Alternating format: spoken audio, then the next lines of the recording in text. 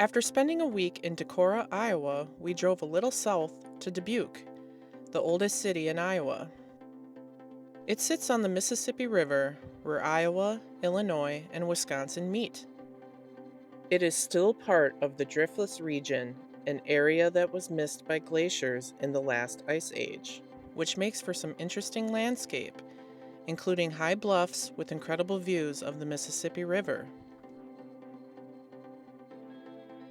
We stayed at Heritage Campground, a county campground right on the Heritage Bike Trail, which is a trail that runs from downtown Dubuque to Dyersville, Iowa.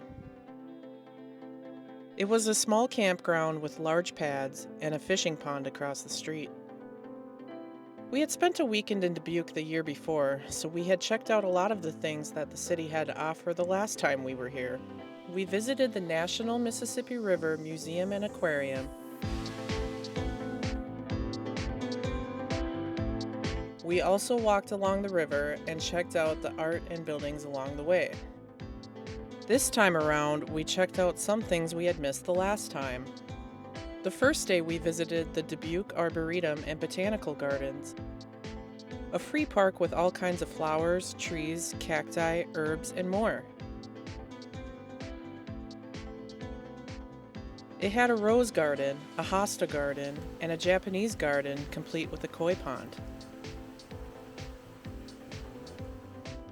Afterwards, we headed to Eagle Point Park, which costs $1 per vehicle to visit. It was a beautiful park with some interesting architecture inspired by Frank Lloyd Wright.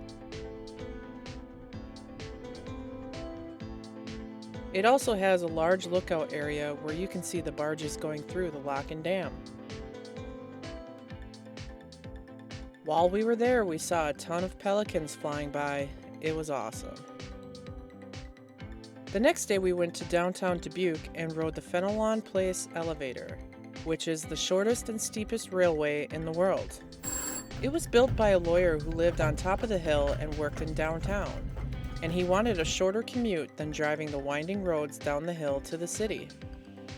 For $4 you can ride the elevator round trip and get some incredible views of the city and river from the top.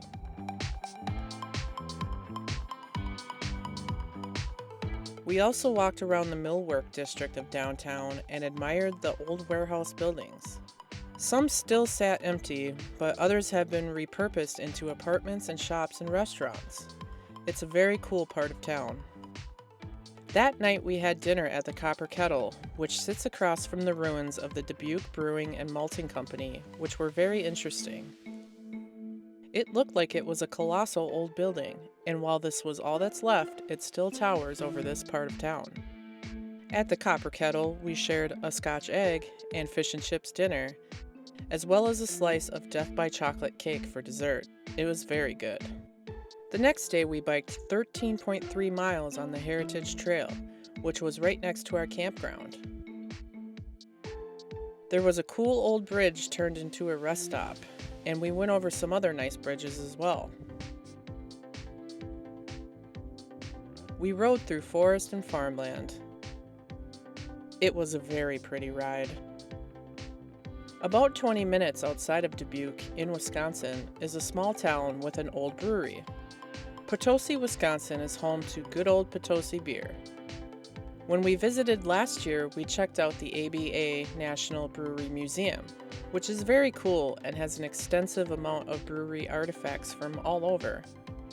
It costs $5 to visit, and you get a free beer downstairs in the tap room, so it's basically free and totally worth it. This time around, we skipped the museum and sat outside and had dinner and beers. I tried a few different beers in a flight, but my favorite is still their amber cave ale. We split some beer bread and spinach dip for an appetizer, and a burger that was on special, and holy cow, it was good. Even if you don't enjoy beer, the food is worth the stop at the Potosi Brewery. After dinner, we drove around to a few spots on the river and got some good sunset views.